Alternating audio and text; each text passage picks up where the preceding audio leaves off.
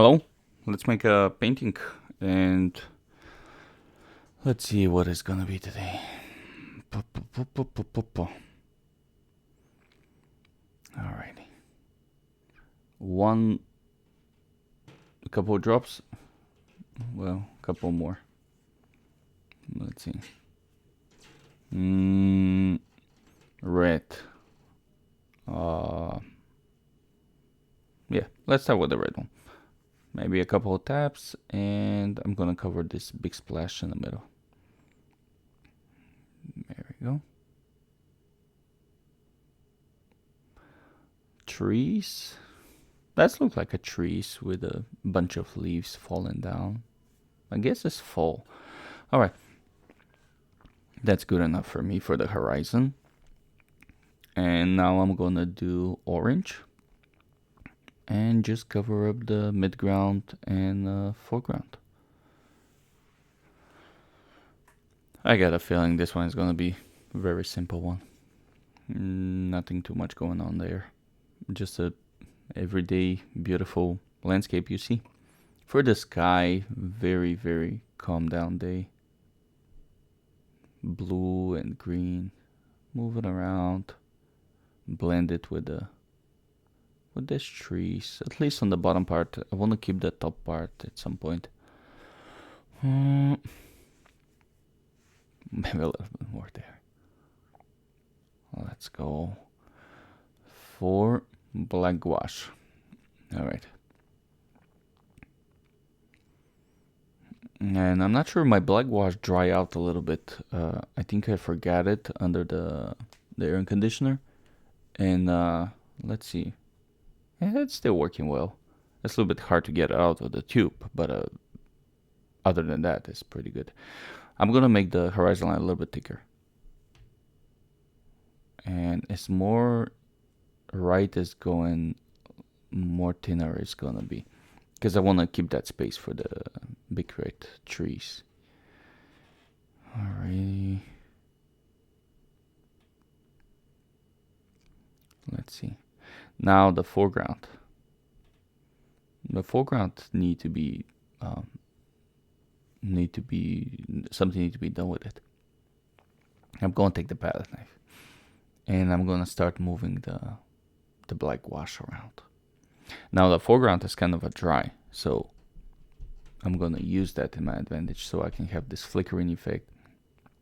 Also, I will be able to make a straight lines with the black gouache and the palette knife.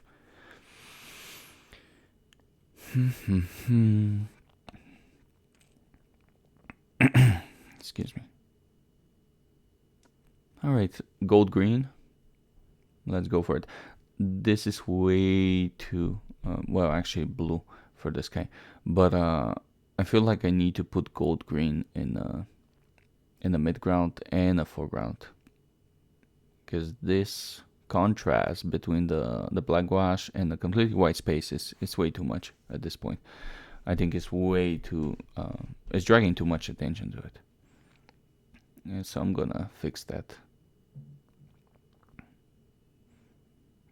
Let me fix my palette so you can see what I'm doing.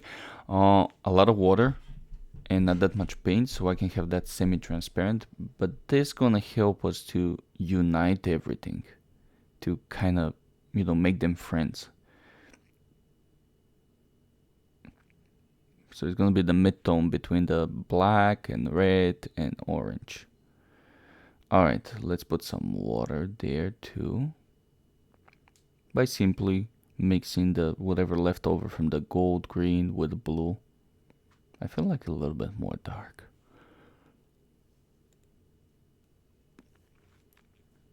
I want that to complement the horizon line, not to be separate color. So that's why I'm gonna put a little bit more black, so you can that darker. Short grass, that's what it's gonna be. And you can see, like, I can just tap the grass that I want to grow the grass, and she will grow by itself by just simply the water is gonna blend and moving up and down. Well, I know I'm painting it, but I feel like it's growing because you can see it literally how it's moving fast forward and just grow from the ground. A little bit more tapping.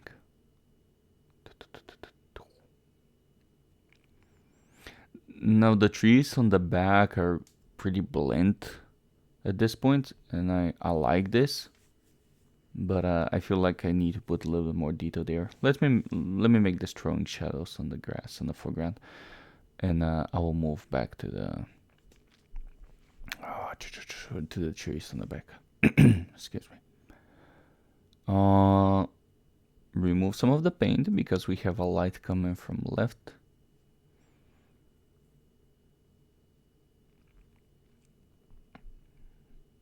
Okay. Pretty sunny day. And now I'm gonna take the thin brush, take some red, and make some branches. Now the branches is not gonna be like staring up. They're gonna fall down from the crown of the tree. And just playing around a little bit with it.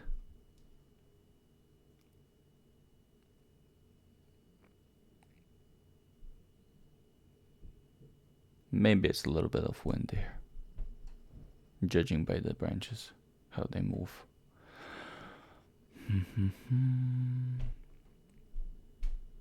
Maybe a couple tall grass, couple strikes here and there for a little bit more detail.